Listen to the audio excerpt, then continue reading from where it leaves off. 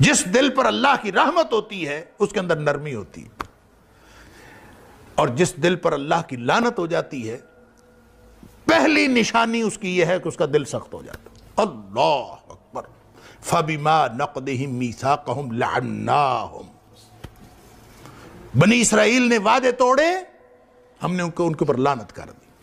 وَجَعَلْنَا قُلُوبَهُمْ قَاسِيَةً، پہلا اثر یہ ہوا کہ ان کے دل سخت ہو، جب لعنت ہوتی ہے تو دل سخت ہو جاتا ہے۔ اللہ اکبر۔ فَهِيَ كَالْحِجَارَةِ، دوسری جگہ فرمایا یہ پتھروں کی طرح ہو گئے، او اشد قسوہ، بلکہ پتھروں سے بھی زیادہ سخت۔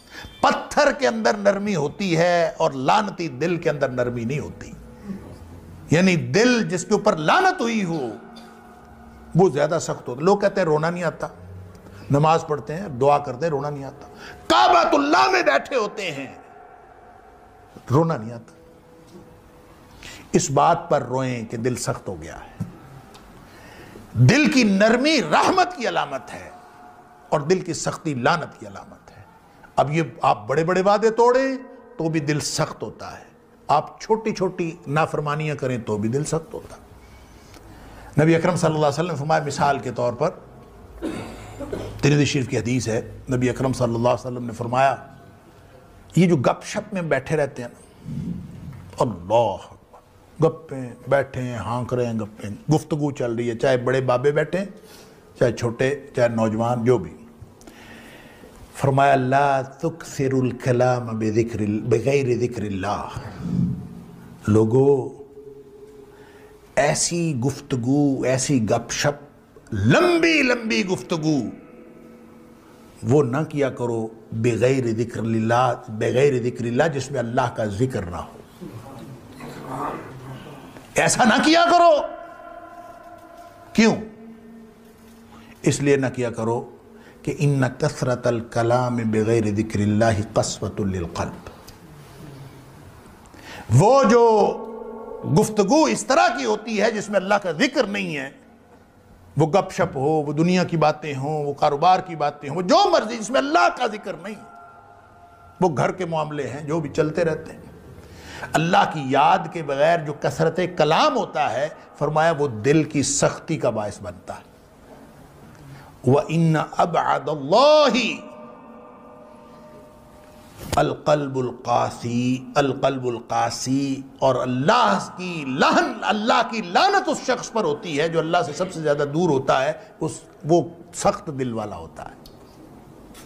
اس کا مطلب یہ ہے کہ ہم جو چھوٹی چھوٹی گپ شپ کر رہے ہوتے ہیں، ہماری تو زندگی اس طرح سے گزر رہی ہے، ذکر تو ہوتا ہے تھوڑا بہت نماز کے وقت، وہ بھی جس کو اللہ توفیق دیتا ہے، اس کے بعد سمجھتے ہیں کہ اب تو ضرورت ہی نہیں، اگلی نماز آئے گی دیکھا جائے گا، درمیان میں کوئی اللہ کی یاد نہیں، کوئی اللہ کا ذکر نہیں، لطیفے چل رہے ہیں، گپ شپ چل رہی ہے، گھر بات معاملات، اس سے دل کی سختی بڑھ رہی ہے۔ اللہ ان کثرت الکلام بغیر ذکر اللہ قسوۃ للقلب، یہ دل کی سختی ہے، اور جس کا دل سخت ہو گیا وہ ابعد الناس من اللہ، وہ اللہ سے سب سے زیادہ دور لوگوں میں سے وہ ہوتا ہے، اور ابعد کا مطلب ہوتا ہے رحمت سے دوری، اور جو رحمت سے دوری ہوتی ہے وہ لعنت ہوتی ہے۔ تو سب سے زیادہ دور اللہ کی رحمت سے وہ کون ہوتا ہے؟ القلب القاسی، سخت دل والا ہوتا ہے۔ اب میں اور آپ ہم کا سب جو زندگی گزار رہے ہیں اس میں لمحہ لمحہ ہم دل کی سختی کا انتظام کر رہے ہیں، ہر چیز دل پر اثر کر رہی ہے، لیکن سب سے زیادہ جو چیز دل پر اثر کرتی ہے نا، جو دل کو سخت بناتی ہے، وہ آنکھ اور زبان کا عمل۔ انسان کسی چیز کو دیکھے، نبی کریم صلی اللہ علیہ وسلم نے فرمایا یہ جو نظر ہے نا، سہم من سہام الشیطان، یہ شیطان کے تیروں میں سے ایک تیر ہے۔ نگاہ کسی چیز پر پڑتی ہے، متاثر بیچارہ دل ہوتا ہے۔ آپ عمل کر کے دیکھ لیں، آپ تجربہ کر کے دیکھ لیں، جس شخص کی بد نظری ہوئی ہو، وہ چاہے ظاہری طور پر بد نظری ہوئی ہو، چاہے آپ نے اس کو کسی تصویر کو دیکھا ہو، چاہے آپ نے کسی گلی محلے میں بد نظری کی ہو، کسی بھی طرح کی بد نظری، بد نگاہی، اگر آنکھ نے ایسا کچھ دیکھا ہے جو حرام ہے اس کے اوپر دیکھنا، اس کے بعد آپ نماز پڑھیں، ہو ہی نہیں سکتا کہ نماز کے اندر خشوع و خضوع متاثر نہ ہو۔ دیکھا کہیں اور، نماز کہیں اور پڑھ رہے ہیں، دل متاثر ہو چکا ہوتا ہے۔ یہ ہو نہیں سکتا کہ انسان آ کے اس کے بعد عبادت کرے، اس کی عبادت میں خشوع و خضوع کا وہ لیول اور وہ سطح قائم رہے جو اس سے پہلے تھی۔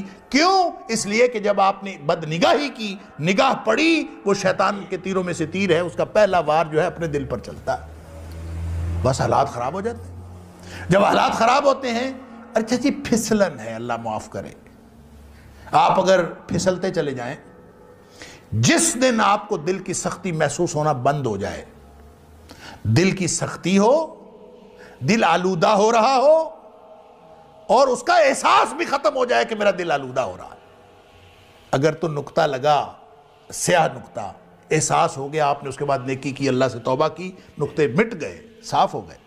اگر یہ احساس بھی ختم ہو گیا نا کہ کوئی مسئلہ ہو رہا ہے، کوئی بات نہیں، خیر ہے، بس جس دن آپ نے اس بات کی پرواہ کرنی چھوڑ دی، سمجھ لیجئے کہ اس کے بعد آپ ایک ایسی کھائی کی طرف پھسلتے چلے گئے۔ نبی اکرم صلی اللہ علیہ وسلم فرمایا، حجبت الجنت بالمکارہ وحجبت النار بالشہوات۔ یہ جو دل کو اچھی لگتی ہیں نا چیزیں، انسان کا دل کشش کرتا ہے، یہ پھسلن ہے جہنم کی طرف، جہنم کے گرد ان کی باڑ ہے۔ حجبت النار بالشہوات، مزے مزے کی چیزیں، مزے کرو، جو مزاج یار میں آئے جو مرضی کرو، یہاں بیٹھے بھی زندگی ہے بابر بعیش کوش کہ عالم دوبارہ نیست، جو مرضی کر لو، یہ ساری چیزیں آپ کو پھسل کے ایک ایسی پھسلن میں ڈال دی ہیں، ایسی سلائیڈ میں ڈال دی ہیں، آپ اس کے بعد جہنم سے بچ نہیں سکتے، یہ آپ کو پھسلا کے جہنم میں ڈال دے گا۔ حجبت الجنت بالمکارہ، جنت میں جانا ہے تو نفس کو لگام ڈالنی پڑے گی۔ مکروہات نفس، دل کو مشکل لگتے ہیں کام، اس کو مائل اور قائل کرنا پڑتا ہے، اور مائل قائل کر کے بڑی مشکل سے، کب آسان ہے بھائی؟ اپنے دل کے خلاف اٹھ کے آپ سردیوں میں اٹھ کے نماز پڑھنا، روزے رکھنا، خدمت خلق کرنا، اپنی جیب میں سے پیسے خرچ کرنا، علی ھذا القیاس جتنے بھی حقوق اللہ اور حقوق العباد کی چیزیں ہیں، بڑی مشکل دل کو قائل کرنا پڑتا ہے۔ حجبت الجنت بالمکارہ، جب یہ مکروہات نفس ہیں، دل کو مجبور کر کے، محنت کر کے اس کو مائل اور قائل کرنا پڑتا ہے، وگرنہ یہ تو اس کے اندر تو ٹینڈنسی یہ ہے، ان النفس لامارۃ بالسوء، یہ ہمیشہ آپ کو برائی کی طرف لے کے جائے، یہ دشمن ہے انسان کا اندر بیٹھا۔ الا ما رحم ربی، جب اس پر رحمت ہو جاتی ہے تو پھر یہ گناہ کی طرف نہیں لے کے جاتا، پھر یہ انسان کو نیکی کی طرف لے کے جاتا۔ اللہ ہمارے دلوں پر رحمت کر دے۔ قد افلح من زکاہا، جو اس کو پاک صاف رکھے، اس سے اس کے سارے اعمال ٹھیک ہوں گے، اعمال ٹھیک ہوں گے تو انشاءاللہ امتحان میں کامیابی حاصل ہوگی۔ اور اگر اسی کو پاک صاف نہ رکھ سکا، یہی آلودہ ہو گیا، زنگ لگ گیا، تو پیچھے کیا رہ گیا؟ اللہ اکبر۔ قد خواب من دساہا، میں عرض کر رہا تھا یہ جو دساہا ہے نا، اس کا ایک معنی تو آلودہ کرنا ہے، اس کا ایک معنی ہے دبا دینا۔ یہ بھی آپ کبھی اس کی تفسیر جو ہے وہ پڑھیے گا۔ دبا دینے کا مطلب پتہ کیا ہوتا ہے؟ دبا دینے کا مطلب یہ ہوتا ہے کہ دل جس بات کو بھی کرے، آپ نے اس کی بات نہیں ماننی، آپ نے اس کی ہر خواہش کو دبا دینا۔ قرآن کہتا ہے کہ اس کو دبا دینے والا بھی نامراد ہے۔ آخر اللہ نے دل بنایا ہے، آخر اللہ نے جسم بنایا ہے، وَإِنَّ لِجَسَدِكَ عَلَيْكَ حَقًّا، حق ہے اس کا۔ لہذا اگر بھوک لگی ہے، دل چاہ رہا ہے کہ میں نے کھانا کھانا ہے، آپ کہیں کہ تجھے کھانا نہیں دینا، یہ دساہا ہے۔ اگر آپ کو شہوت کی اشتہا ہے، آپ جوان ہیں، جن سے مخالف کی ضرورت ہے، آپ کہیں کہ نہیں شادی کرنی، دساہا ہے، قد خواب من دساہا۔ اسلام نے ایسی کوئی تعلیم نہیں دی کہ آپ اپنی جائز خواہشات کو بھی دبا دیں، نہیں، اسلام نے اس کے لیے چینل دیا ہے، حرام کو چھوڑیں، حلال استعمال کریں۔ اللہ نے کوئی چیز ایسی نہیں رکھی جس کے لیے حلال کا کوئی راستہ نہ رکھا ہو، اور اگر آپ کا دل کرتا ہے آپ حرام کام چھوڑیں، حلال کا راستہ اختیار کریں۔ وہ حلال کا راستہ اختیار کر کے جب خواہش نفس پوری کریں گے تو اس میں بھی ثواب ہوگا۔ نبی پاک صلی اللہ علیہ وسلم فرمایا فی بضع احدکم صدقہ، تم اگر تعلق زوجیت قائم کرتے ہو تو اس میں بھی ثواب ملتا ہے۔ صحابہ حیران ہو، ایک آدمی خواہش نفس پوری کرتا ہے، اس کو ثواب کیسے ملتا ہے؟ اللہ اکبر۔ نبی اکرم صلی اللہ علیہ وسلم فرمایا اگر وہ حرام کاری کرے تو گناہ نہیں ملے گا؟ ملے گا۔ جب گناہ ملے گا حرام کاری کرنے سے تو حلال کاری کرنے سے ثواب کیوں نہیں ملے گا؟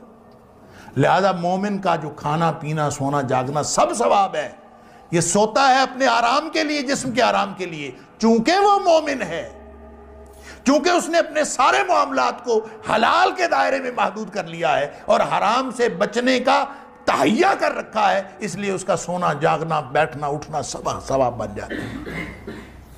لہٰذا اس جسم کو، اس دماغ، اس دل کی خواہش کو دبانا مقصود نہیں ہے، اس کو اس راستے پر رکھنا مقصود ہے جو راستہ اللہ اور اس کے رسول صلی اللہ علیہ وسلم نے دیا۔ دیکھیں سادہ سی بات ہے، اللہ تعالیٰ نے قرآن میں فرمایا کہ تم ایسا کرو کہ میں نے دل ایک صاف ستھرا ایک سٹینڈرڈ پہ تمہیں دیا، تم ایسا کرو کوئی نیا کارنامہ سر انجام نہ دو، کچھ بھی نہ کرو، صرف وہ دل اسی حالت میں میرے پاس واپس لے آؤ۔ کم از کم اس کو گدلہ تو نہ کرو، کم از کم اس کو آلودہ تو نہ کرو، اس کو آلودگی سے بچا کر ویسا ہی میرے پاس لے آؤ۔ اللہ اکبر۔ یوم لا ینفع مال ولا بنون الا من اتى اللہ بقلب سلیم۔ فرمایا اس دن نہ مال کام آئے گا نہ بیٹے کام آئیں گے، کام یہ آئے گا کہ صحیح سلامت دل واپس جا کے اللہ کے سامنے سپرد کرتا ہوں۔ الا من اتى اللہ بقلب سلیم، جو صحیح سالم دل لے کے آ گیا، جیسا اللہ نے سٹینڈرڈ پہ دل دیا تھا اس نے اس کو آلودہ نہیں ہونے دیا۔ قد خواب من دساہا ہے نا، جو اس کو آلودہ کرے گا وہ نامراد ہوگا، اس نے آلودہ نہیں کیا، بلکہ اس نے یہ کیا قد افلح من زکاہا، اس کا تزکیہ کرتا رہا، اور تزکیہ کا کوئی طریقہ اور نہیں ہے۔ تزکیہ کا طریقہ کس نے بتایا؟ یہ آپ بیٹھ جائیں اور خاص قسم کے چلے کاٹنے شروع کر دیں تزکیہ نفس کے لیے۔ وہ ہمارے علاقے میں ایک بزرگ تھے، اس کے بارے میں بتایا جاتا تھا کہ وہ سیب سامنے رکھ لیتے تھے، یہاں لٹکا ہوتا تھا سیب، اور بس وہ اس کو دیکھتے رہتے تھے۔ کسی نے پوچھا حضرت یہ کیوں کیا؟ کہتا ہے یہ دل کرتا ہے اس کو کھانے کو، تو میں اس کو دکھاتا ہوں اور کھانے نہیں دیتا تاکہ اس کا تزکیہ ہو۔ حد ہو گئی ہے۔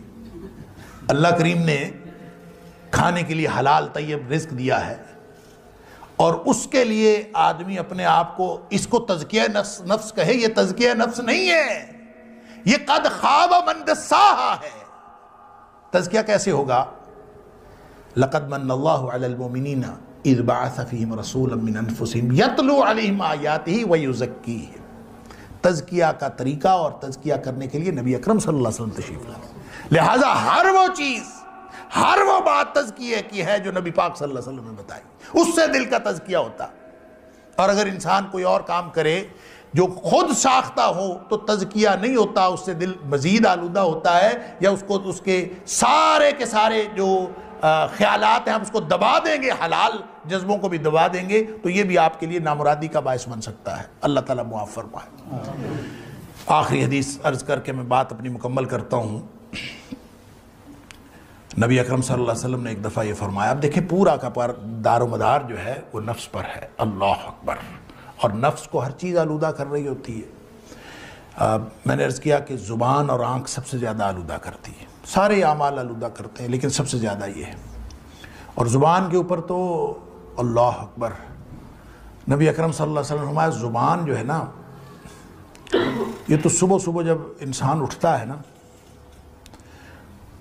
تو سارے کے سارے انسان کے جو اعضاء ہیں تو کفر اللسان، یہ زبان کی منتیں کرتے ہیں۔ صبح جب انسان اٹھتا ہے تو سارے کے سارے جو اعضاء ہیں یہ اعضاء انسان کی زبان کی منت کر رہے ہوتے ہیں، اس کو کہہ رہے ہوتے ہیں کہ تو ہمارے بارے میں اللہ سے ڈرتی رہنا، اس لیے کہ تو اگر سیدھی رہی تو ہم سارے سیدھے رہیں گے، اور تو اگر خراب ہو گئی تو ہم سب بگڑ جائیں گے، تو اگر ٹیڑھی ہو جائے گی تو ہم بھی ٹیڑھے ہو جائیں گے۔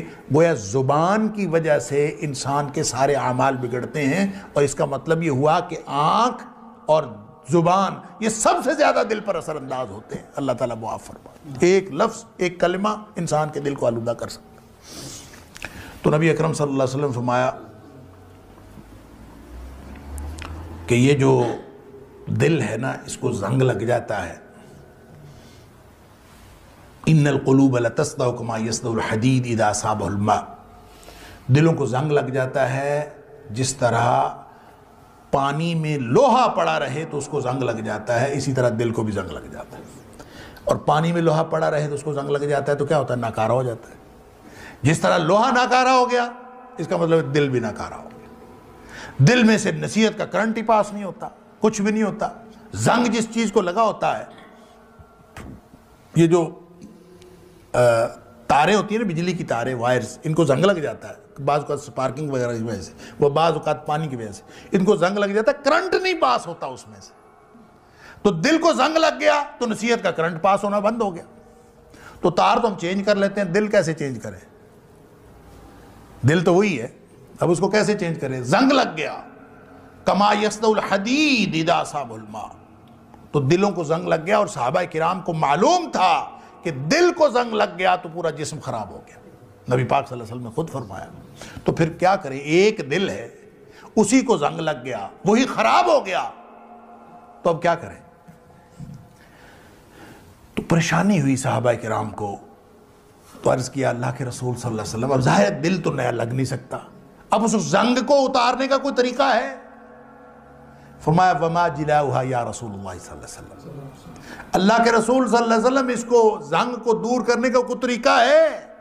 کوئی منجن، کوئی ریگ مال کہ اس کو رگڑیں، ختم کر دیں، وہ تجلیہ نفس ہو جائے، پاکیزہ ہو جائے، اوصاف حمیدہ کو قبول کرنے کے لیے تیار اور آراستہ ہو جائے؟ کوئی ہے طریقہ؟